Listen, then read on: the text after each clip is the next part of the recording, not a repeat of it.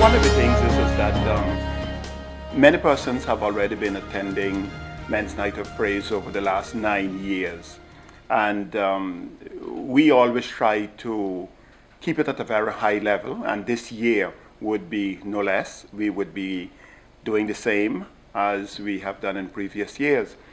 The intention is to always have someone new within the repeaters, because you understand there will be always repeaters, men who love God and want to praise God in gospel music. And so there are a number of them who will be repeaters over the last years have been with us. This year we have Wally Haberton, we have the James Brothers, we have Marvin Dollison, who's there every year. Yeah. And people look forward to him. Mm-hmm. And we have quite a number of others, which I am sure that the people who come on a regular basis, they will be looking forward to seeing them. And then what date is going to be held? It's going to be held in the Methodist Church as usual, and the date and the time. The date is Saturday, this Saturday, the 28th of November, and the time we're starting is at 7:30 p.m. sharp. And how long is it going to be for? Well, we usually try to finish at 10. Yes. So we start 7:30, 2 hours and a half. Okay, for people who might be probably viewing this interview for the first time, the Men of Praise, how did they come about? Men's Night of Praise came about with first selecting or inviting people who, as I've said before, who love God, people who like to praise God, because that's the intention actually of having men praising God. There is a thing here that in many occasions or events that you would go to in gospel, that women usually take the forefront. And in this particular case with us, Men's Night of Praise, that we feature men and men only. We have had various persons, men who have been asking if they can be a part of Men's Night of Praise. But it is difficult because we only can have so many and no more. Like Benson just said, we do a 2 hour and 30 minutes, and we do not wish to go longer than 10 o'clock at night. It's Saturday night, and Sunday morning people need to be at worship. The church needs to be back in order for worship, because we always keep it in the church, the chapel of the Methodist Church right here on Front Street. So to have that prepared after we have decorated it, because usually we set a decor for the evening, and we have a theme as well. And the theme for this year is "The Lord is my shepherd." We practice, in fact, we are practicing these last 2 weeks. We started late this year because it was difficult to get everybody together, but we are practicing this week, and we will be rehearsing with the singers this week. And we'll do a dress rehearsal usually on the Saturday morning. We set up, test the song, and check the song with everyone. Why are you keeping it in the church? Well, that's a good question. The Methodist Church, the acoustic in the church is good. Methodist Church, that's point one. And then I guess it would be for cost really, because any place we go, we have to pay for the hall, etc. So I would quickly say that the main thing would be, besides the acoustic of the Phillipsburg Methodist Church, would be cost. And also it's a fundraising event, so you don't want the money to go towards cost. You want it to go towards money for the church. Yes, that's right.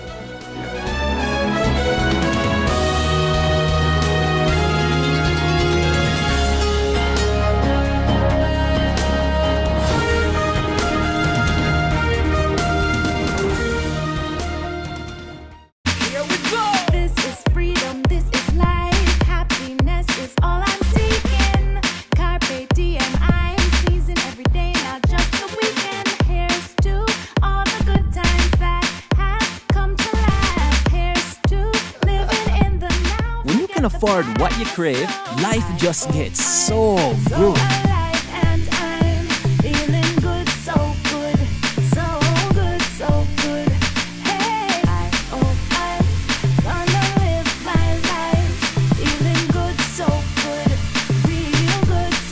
KFC. So good for everyone. GEBE has been faithfully serving the communities of St. Martin, powering your home and our economy. Come rain or shine, our qualified team of professionals are working hard 24 hours a day to provide you and your family with safe, reliable electricity and water. We use the latest technologies and test our products daily to maintain the highest international standards. Our friendly staff is always there to assist you, whether in person, over the phone, or online. We are committed to constantly improving our products and services, making them more efficient, effective, and environmentally friendly to serve you better today and our next generation of clients tomorrow.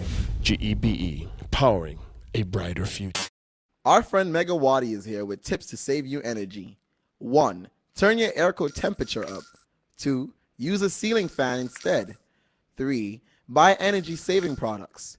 Save some green with NVGEBE. Need a loan that's quick and easy. Island Finance. Up to 50,000 guineas real easy. Island Finance. For education, a renovation. That's no problem. Yes, it's true. That's not all. They're quick and friendly too. Island Finance. Appliances, vacations, even fix your car. You can depend on Island Finance. Anybody bingo? Nobody bingo.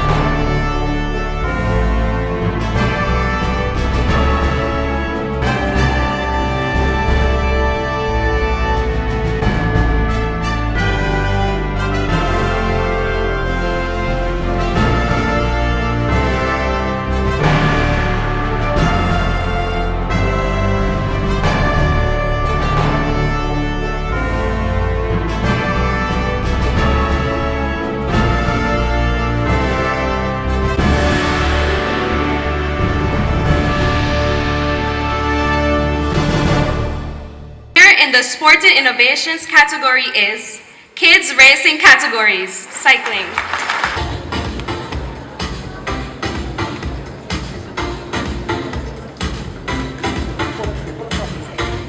But we're proud of the kids, and it's the kids that really deserve this. The kids that trains every day, and we're giving this to them to encourage the rest, because we have goals for the Caribbean Championships and the Pan American Games. All right? Now I get the special honor to invite this legend who was like a father to us on the field, and I can't believe that this gentleman is still going strong, playing softball. I get the honor to honor a legend from Cahill, my hometown. Gotta take props for that. Mr. Lewis Brown, Major Brown. Give him a round of applause.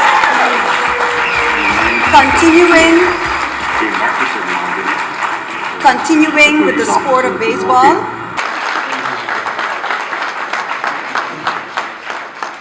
And now we would like to call on stage to present this award, Miss Jondalyn Brown.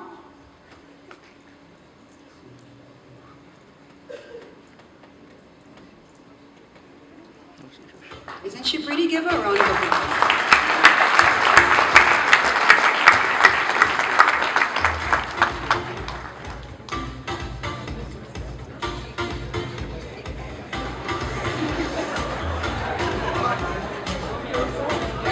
Major. One more. Okay, right.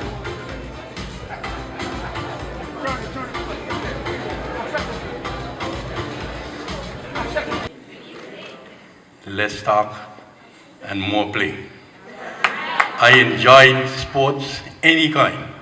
I have numerous trophies and all kinds of things at home from various sports which I took part in.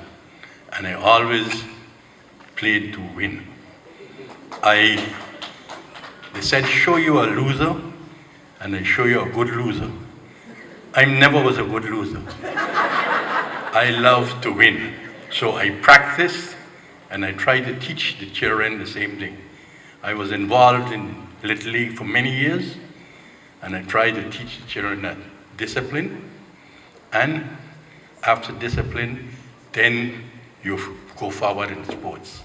I thank you very much for this award. I didn't expect any award because I've never played for awards. I played to win. Thank you very much.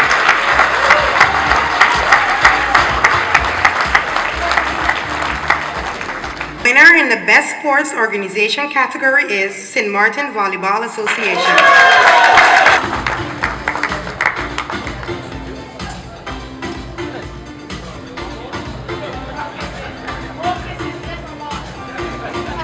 We're quite surprised that we were, not that we were nominated, but I'm quite surprised that we won. I know that a lot of associations out there have been quite busy during the year, but I guess volleyball has been doing their utmost to get volleyball in primary, secondary, and on the senior level going.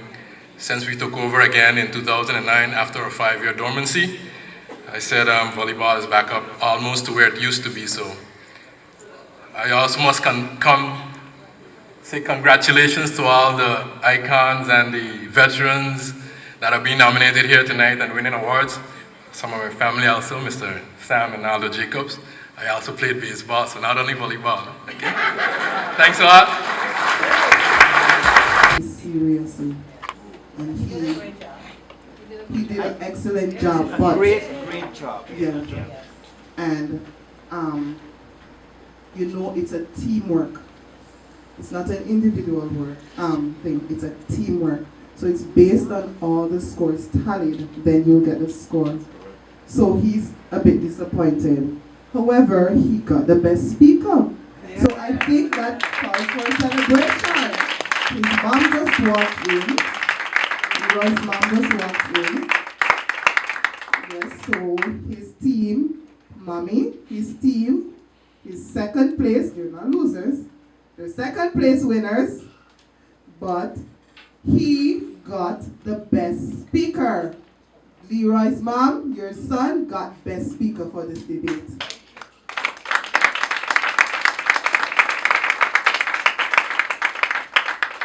So we're going to have our presentation. Start with saying congratulations.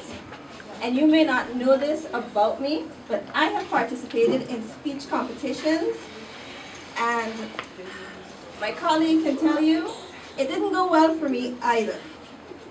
They were of the opinion that my speech was not the best speech.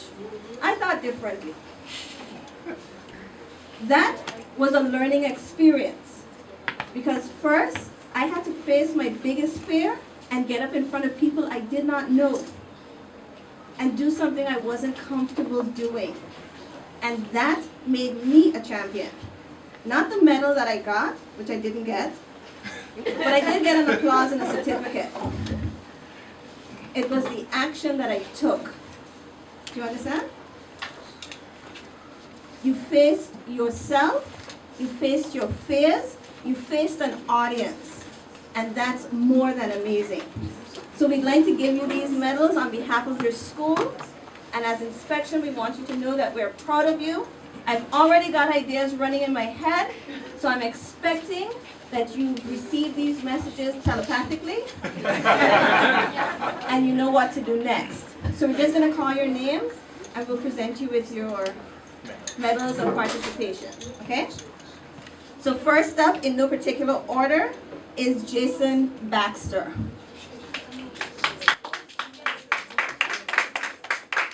Congratulations, Jason. Job well done.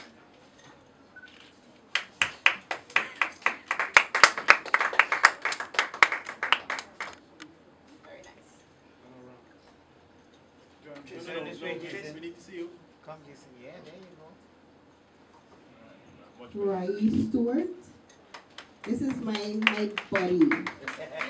Whenever I come to the school, I've been here a couple of times, and he has this vision, because I used to work with truancy, that I'm a police officer.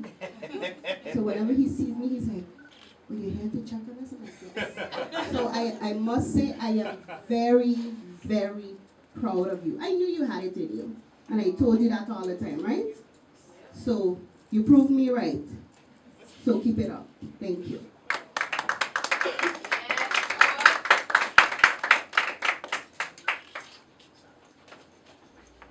Next, Keisha Hughes.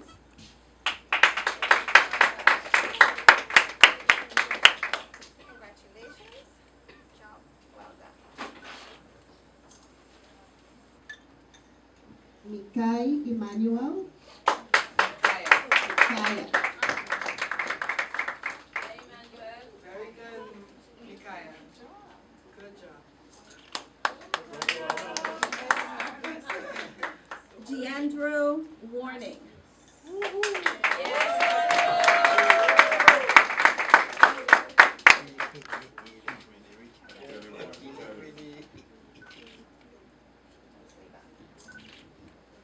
Jerice Jones.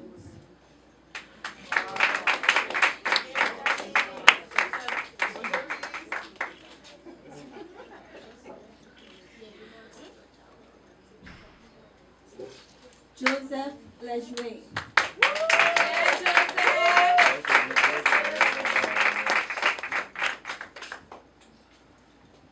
And last but not least, Leroy Sampson.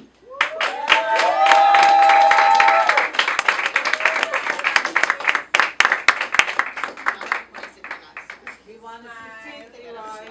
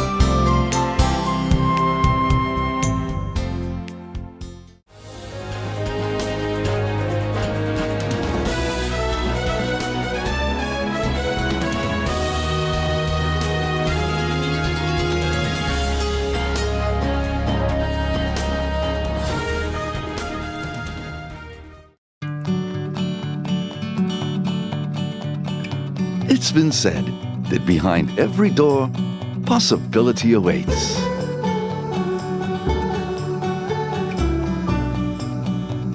How much possibility depends on which door you open first.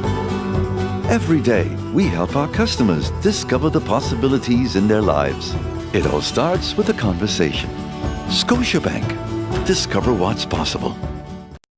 Anybody bingo? Nobody bingo.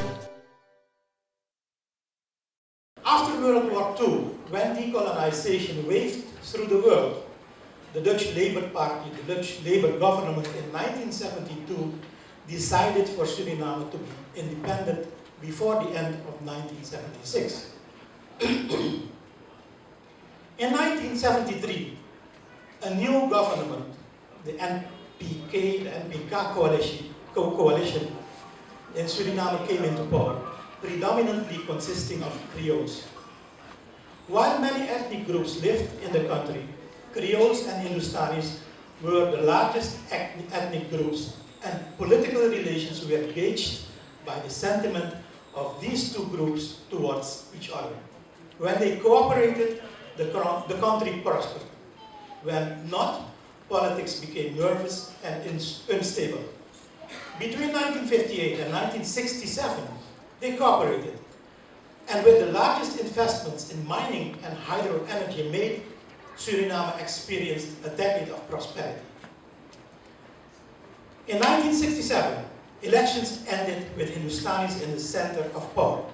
For the first time, Creoles, who had advanced the most in education, government positions, and status, lost the lead.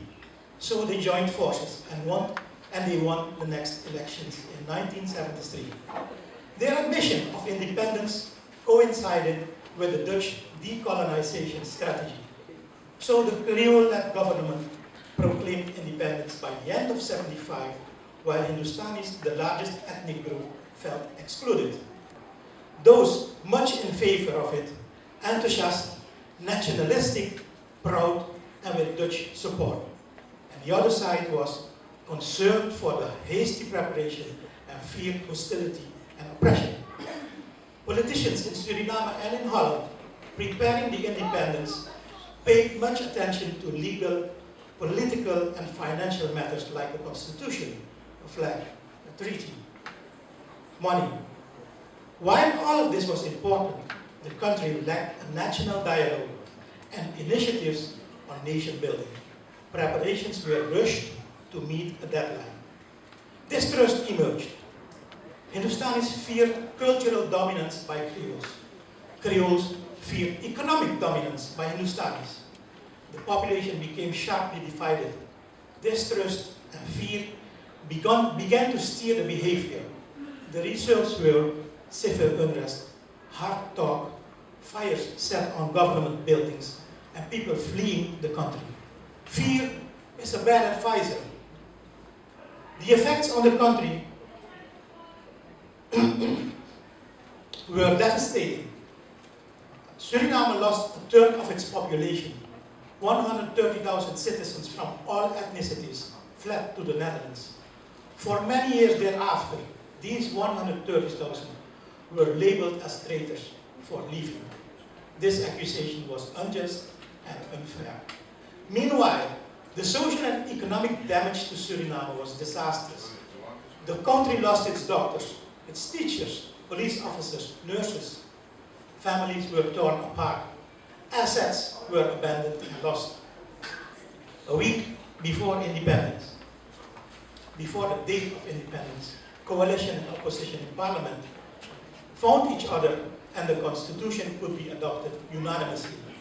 Georges Hindoy, a member of the opposition, made an essential and hoped for breakthrough.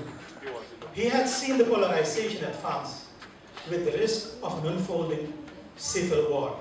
He took the wisest decision in favor of the nation, and even though it cost him his political career. On November 25, 1975, Suriname became independent. There was a constitution, there was a flag, there was a national anthem, there was 3.5 billion Dutch guilders fund for investments in a 10 to 15 year period to advance Suriname to the level of progress comparable with that of the Netherlands.